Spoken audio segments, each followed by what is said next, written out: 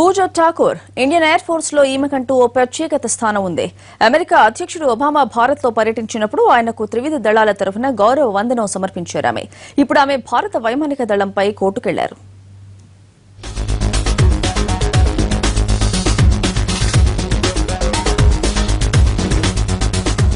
భారత వైమానిక దళంపై సీరియస్ గా ఉన్నారు వింగ్ కమాండర్ పూజా ఠాకూర్.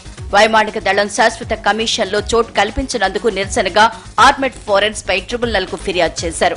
మహిళనన్న కారణంతోనే తనకు శాశ్వత సభ్యత్వం ఇవ్వలేదని పూజా ఠాకూర్ ఆరోపిస్తున్నారు. 2000 సంవత్సరంలో భారత వైమానిక దళంలో చేరిన పూజా ఠాకూర్ అడ్మినిస్ట్రేటివ్ బ్రాంచ్ కి చెందిన అధికారిని. ఆమె ప్రస్తుతం వైమానిక దళ ప్రధాన కార్యాలయంలో ప్రచార విభాగం దిశలో పనిచేస్తున్నారు. పోయినేడాది ఒబామా భారత పర్యటనకు వచ్చినప్పుడు పూజా ఠాకూర్ కు అరుదైన అవకాశం దొరికింది. ఒబామాకు గార్డ్ ఆఫ్ హానర్ సమర్పించారు పూజా ఠాకూర్.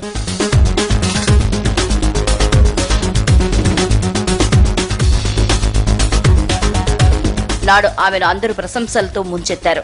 ఏడాది తర్వాత పూజా ఠాకూర్ ఎయిర్ ఫోర్స్ పై కంప్లైంట్ చేసి వార్తల్లోకి ఎక్కారు. ట్రిబ్యునల్ కేసును విచారణకు స్వీకరించిందని ఠాకూర్ తరపు న్యాయవాది చెప్పారు.